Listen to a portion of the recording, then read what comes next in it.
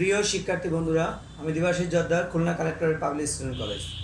তোমাদের সকলকে নবম এবং দশম শ্রেণীর বিজ্ঞান ক্লাসে শুভেচ্ছা এবং স্বাগতম। আজ আমরা নবম এবং দশম শ্রেণীর বিজ্ঞান ক্লাসের 14 অধ্যায় ইসিজি সম্পর্কে আলোচনা করব। আমরা গত দিনে আলোচনা করেছিলাম এমআরআই সম্পর্কে, আজকে ইসিজি সম্পর্কে আলোচনা করব।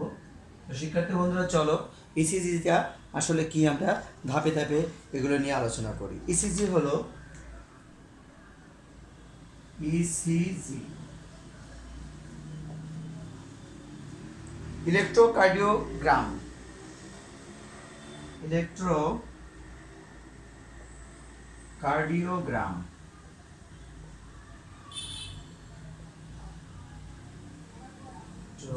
কার্ডিওগ্রাম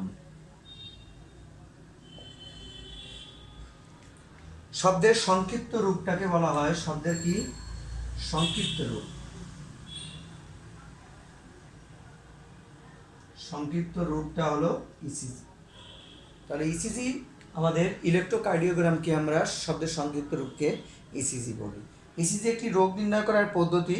নিয়মিতভাবে কোনো হৃৎপিণ্ডের বৈদ্যুতিক এবং পেশিজনিত কোনো কার্যকলাপ, অর্থাৎ হৃৎপিণ্ডের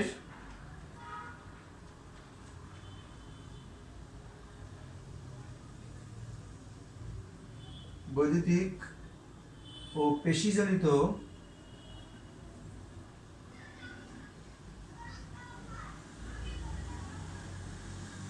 কার্যকলাপ পর্যবেক্ষণ করা হয়।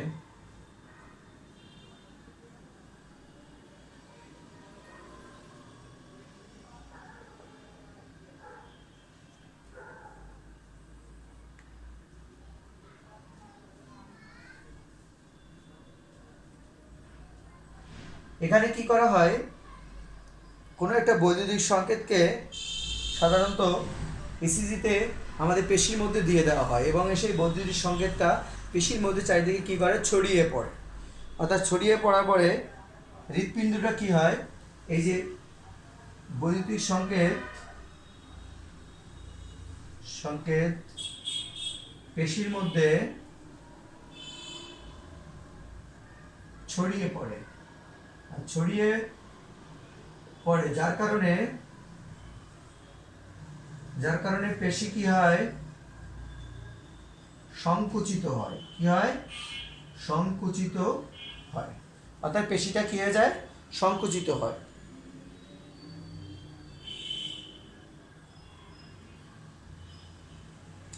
এই ইসিজির সাহায্যে আমরা হৃদযন্ত্রের স্পন্দনের হার, অর্থাৎ হৃদযন্ত্রের কি করতে পারি, হৃদযন্ত্রের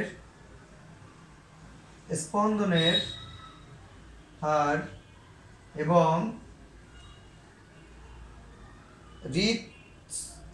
হৃদের ছন্দময়তা অর্থাৎ সঠিকভাবে আছে কিনা, ছন্দের একটা নির্দিষ্ট আকারে যে হৃদযন্ত্রটা হয়ে থাকে সেভাবে ছন্দের মতন আছে কিনা, এটা স্বাভাবিক আছে কিনা, ছন্দময়তা পরিমাপ করতে পারি।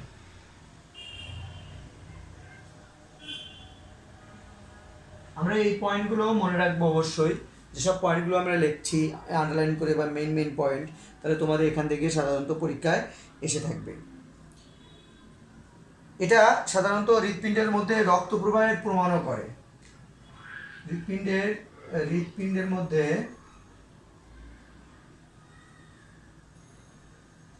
রক্ত প্রবাহ প্রমাণ করে। তো শিক্ষার্থী বন্ধুরা, ভালো করে আমাদের খেয়াল করতে হবে, এইসব যে পয়েন্টগুলো তোমাদের মনে রাখতে হবে।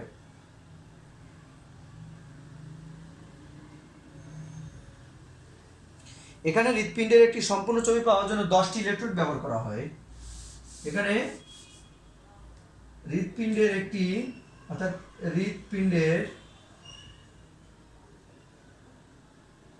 সম্পূর্ণ সংকেত পাওয়ার জন্য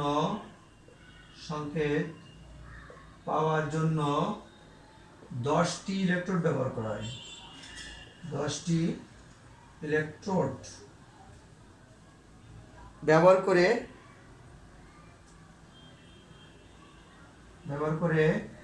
12টি বৈদ্যুতিক সংকেতে প্রেরণ করা হয়।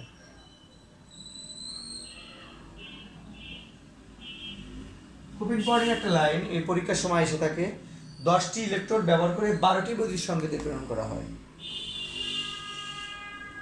প্রত্যেকটি হাতে এবং পায়ে 4টি করে, অর্থাৎ এখানে বলা হচ্ছে যে প্রত্যেকটা হাতে, যখন এটা সম্পূর্ণ হৃৎপিণ্ডের সংকেত পাওয়ার জন্য প্রত্যেকটি হাতে এবং পায়ে, প্রত্যেকটি হাতে এবং পায়ে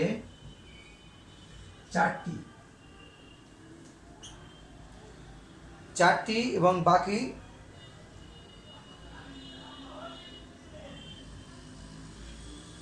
পায়ে 1টি করে, 2টি, 1টি করে, মোট 4টি, 1টি করে মোট 4টি, এবং বাকি 6টি ইলেকট্রোড, এবং বাকি 4 আর 6, এখানে ইংলিশে লিখি আমি এটা, বাকি 6টি ইলেকট্রোড হৃৎপিণ্ডের, বাকি 6টি ইলেকট্রোড হৃৎপিণ্ডের প্রাচীরে নেওয়া হয়, প্রাচীরে দেওয়া হয়। অর্থাৎ একটা করে দেওয়া হয় হাতে এবং পায়ে, দেওয়া হয় মোট 4টা, দুই হাতে দুটো, 2 পায়ে দুটো, 4টা, আর 6টা দেওয়া হয়, ইলেকট্রোড দেওয়া হয় কোথায়? হৃৎপিণ্ডে দেওয়া হয়। এখান থেকে যে তড়িৎটা সংকেতটা প্রেরণ করা হয় সেটা কম্পিউটারের পর্দায়, অর্থাৎ রেকর্ড সমূহ মুদ্রিত রূপ হলো, এই যে সংকেতটা পাওয়া যায় তার মুদ্রিত রূপ হলো কি বলা হয়? ইলেকট্রোকার্ডিওগ্রাম। এখান থেকে যে সংকেতটা পাওয়া যায়, সংকেত, সেটা হলো ইলেকট্রোকার্ডিওগ্রাম।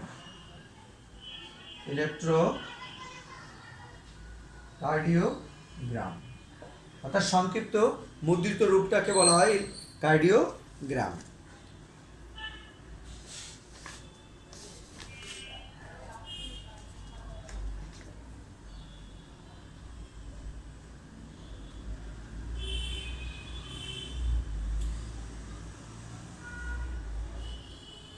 আচ্ছা, আমরা কি কি কাজ করার জন্য ইসিজি ব্যবহার করা হয় সেটা দেখি শিক্ষার্থী বন্ধুরা।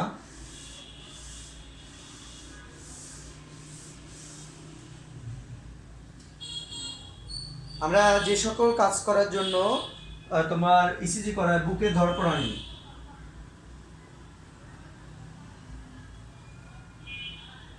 কি কি কারণে ইসিজি করা হয়? বুকের ধড়ফড়ানি,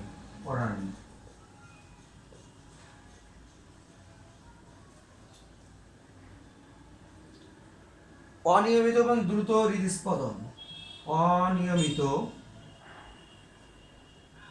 এবং দ্রুত হৃদস্পন্দন,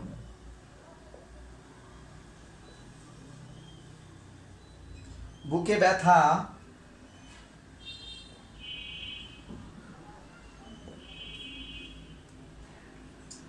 এগুলো সাধারণত করার জন্য ইসিজি আমাদের ব্যবহার করা হয়ে থাকে।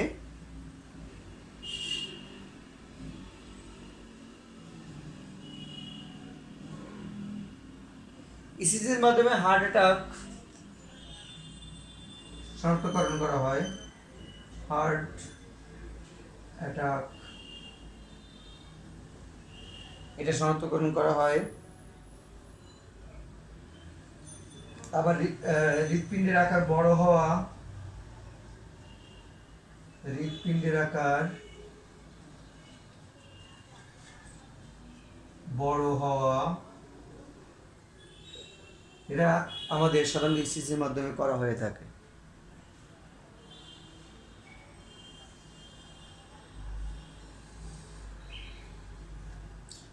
তো শিক্ষার্থী বন্ধুরা, আমরা ইসিজি সম্পর্কে একটু সংক্ষিপ্তভাবে আলোচনা করি। ইসিজি হলো ইলেকট্রোকার্ডিওগ্রাম, যেটার সংক্ষিপ্ত রূপকে বলা হয় ইসিজি বলা হয়ে থাকে। এটা সাধারণত কোনো মানুষের হৃৎপিণ্ডের যে বিষয়গুলো রয়েছে এই হৃৎপিণ্ডের বিষয়গুলো সাধারণত যে হৃৎপিণ্ডের আকার বড় হয়ে যাওয়া, হৃৎপিণ্ডে ধরপড় করা, এগুলো জিনিসগুলো শনাক্তকরণ করার জন্য আমরা ইসিজি করে থাকি। এই ইসিজি করার জন্য আমাদের এখানে 12টি অর্থাৎ 10টি ইলেকট্রোড ব্যবহার করা হয় এবং সেটাকে 12টি বৈদ্যুতিক সংকেতে প্রেরণ করা হয়। সেই 12টি বৈদ্যুতিক সংকেতটা কোথায় যায়? পেশির মধ্যে চারিদিকে ছড়িয়ে পড়ে এবং এটা করানোর সময় প্রত্যেকটা হাতে এবং পায়ে, 2 হাতে 2টো এবং পায়েতে 2টো এবং 4টা, এবং বাকি 6টাকে আমাদের হৃৎপিণ্ডে ওই ইলেকট্রোডগুলোকে স্থাপন করা হয়। করানোর পরে যে সংকেতটা পাওয়া যায় তার সংক্ষিপ্ত রূপটাকে বলা হয় ইলেকট্রোকার্ডিওগ্রাম। এই ইসিজি করার জন্য আমরা সাধারণত বুকে ধড়ফড়ানি, বুকে ব্যথা, তারপরে অনিয়মিত হৃদস্পন্দন, হার্ট অ্যাটাক, হৃৎপিণ্ডের আকার বড় হয়ে যাওয়া, এগুলো শনাক্তকরণ করার জন্য আমরা সাধারণত ইসিজি করে থাকি। তো শিক্ষার্থী বন্ধুরা, এই বিষয়গুলো তোমাদের মনে রাখতে হবে যে ইসিজি কেন করা হয়, আমাদের কিভাবে প্রশ্ন আসতে পারে। চলো আমরা ইসিজি সম্পর্কে কি কি প্রশ্ন আসতে পারে সেটা দেখি।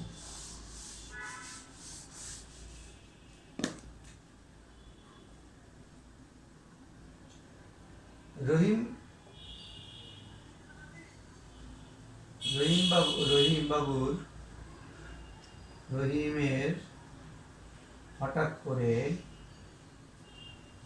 বুকে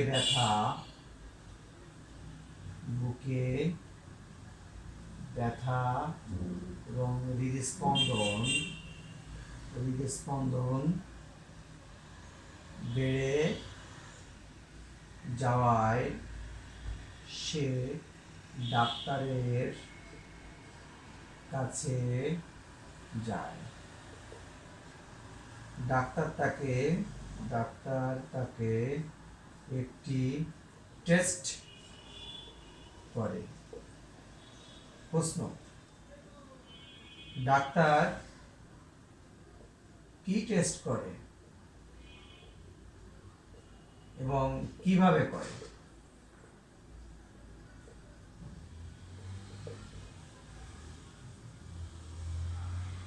কেন রহিমের অসুখের জন্য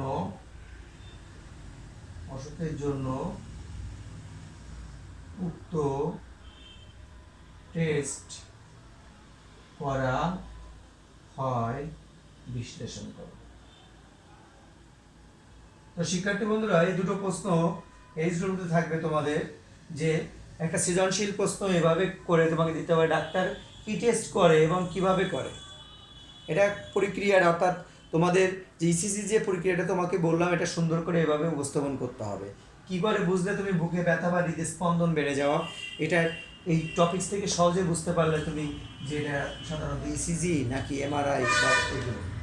আর কেন রহিমের জন্য উক্ত টেস্ট করা হয়, এটা গুরুত্ব ব্যাখ্যা করতে হবে যে এগুলো করার জন্য সাধারণত এই বুকে ব্যথা বাই করার জন্য ইসিজি ব্যবহার করা হয়, কারণ এটা সম্পূর্ণ হৃদস্পন্দনের বিষয়টা আমরা ইসিজির মাধ্যমে করে থাকি, ইলেকট্রোকার্ডিওগ্রাম এর সংক্ষিপ্ত রূপ। তো শিক্ষার্থী বন্ধুরা, এই জিনিসগুলো তোমাদের এই জিনিসগুলো করবে, করে আমাকে অবশ্যই ইনবক্সে জানাবে। আর কোনো সমস্যা হলে আমাকে অবশ্যই বলবে, তোমাদের এখান থেকে প্রশ্ন আসতে পারে। ইসিজি অনেক ইম্পর্টেন্ট, বিষয়টার উপরে 100% দিয়ে রাখতে পারো। তো ধন্যবাদ সবাইকে, আগামী ক্লাসে আমন্ত্রণ জানিয়ে আজকের ক্লাস এখানে সমাপ্ত।